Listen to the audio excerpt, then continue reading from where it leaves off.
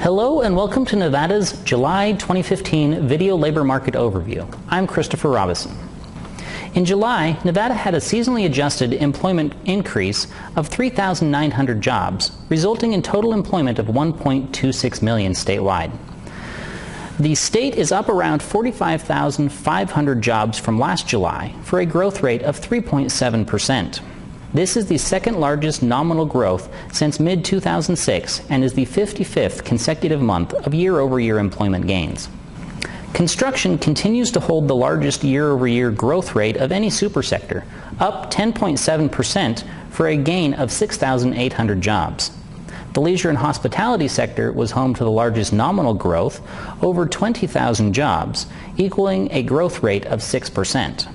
Mining, the only sector to have lost jobs over the year, was down 800 jobs, or 5.6%. The unemployment rate ticked down 0.1% this month to 6.8%. This is the lowest the unemployment rate has been since July of 2008. The rate is down 0.8% from last year. This is the 53rd consecutive month of year-over-year unemployment rate declines.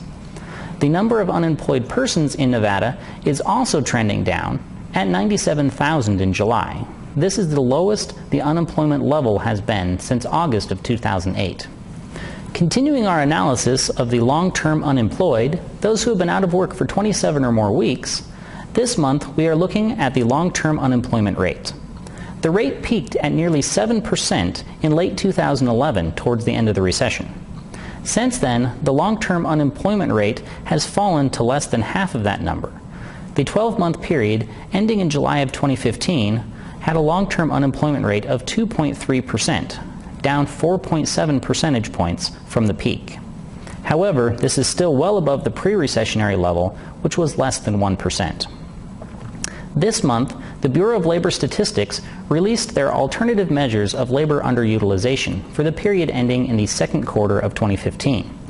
The U3 rate was 7.3%.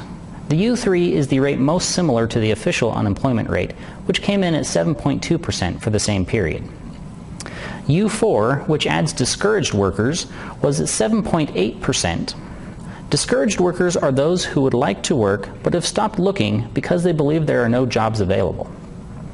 The inclusion of marginally attached workers, the addition to the U5, adds those who have not searched for work but for reasons other than feeling that jobs are not available. U5 was at 8.8% for this period.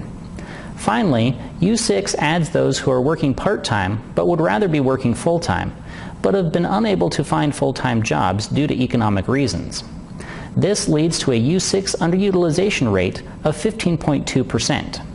Nevada was within the 5 highest positions for all 6 measures. A non-traditional barometer of the state's economy is the balance of the Unemployment Insurance Trust Fund. This is a fund administered by the state which uses taxes collected from employers to pay for unemployment insurance benefits. Nevada's pre-recessionary balance was as high as $816 million and met fund adequacy and solvency measures in place at the time. Unfortunately, the depth and length of the recession were far worse than any in the last few decades and rapidly depleted the trust fund. When balances reached zero in late 2009, Nevada was forced to borrow money from the federal government, eventually pushing the balance to a historic low of negative $801 million. In order to pay back the federal government loans and build a small trust fund reserve, Nevada issued bonds totaling $592 million in November of 2013. With improvements in the state's economy over the last several years, the trust fund has begun to grow its reserves.